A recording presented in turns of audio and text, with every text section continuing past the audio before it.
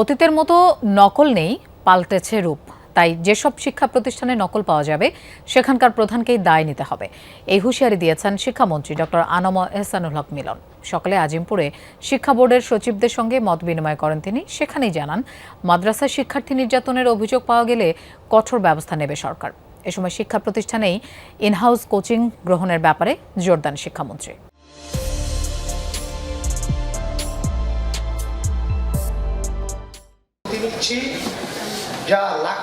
আসন্ন এইচএসসি ও সমমান পরীক্ষা উপলক্ষে ঢাকা, ময়মনসিংহ মাদ্রাসা ও কারিগরি শিক্ষা বোর্ডের সচিবদের সাথে ছিল শিক্ষামন্ত্রীর মতবিনিময় সভা, যা সকালে অনুষ্ঠিত হয় রাজধানীর আজিমপুর গার্লস স্কুল অ্যান্ড কলেজে। সাইবার আইন পরিবর্তন হচ্ছে, সাইবার অ্যাক্ট পরিবর্তন হচ্ছে।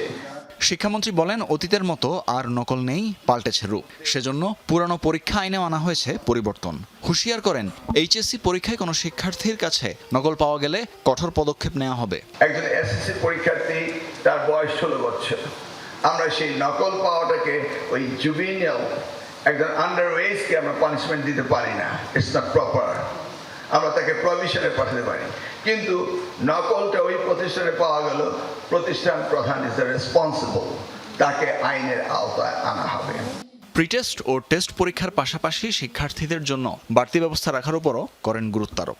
এই জন্যে এসএসসি কোর্স কভার, তারপর প্রিটেস্ট, টেস্ট এবং ইনহাউস কোচিং, প্রত্যেকটি স্কুলে শিক্ষার্থীদেরকে ইনহাউস কোচিং করতেই হবে।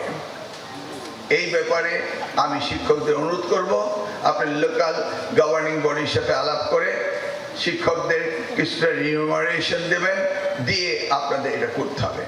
এ সময় এক প্রশ্নের জবাবে শিক্ষামন্ত্রী বলেন, মাদ্রাসায় শিক্ষার্থী নির্যাতনের অভিযোগ পাওয়া গেলে সরকার ব্যবস্থা নেবে। আপনার গ্রামেও গিয়ে দেখবেন, ওখানে খুদে ক্যামেরাম্যান রয়েছে মোবাইল নিয়ে। যদি এগুলি ধরা পড়ে, এগুলি কিন্তু পানিশমেন্টের আওতায় আনা হবে, এবং সেই ব্যবস্থা আমরা করেছি।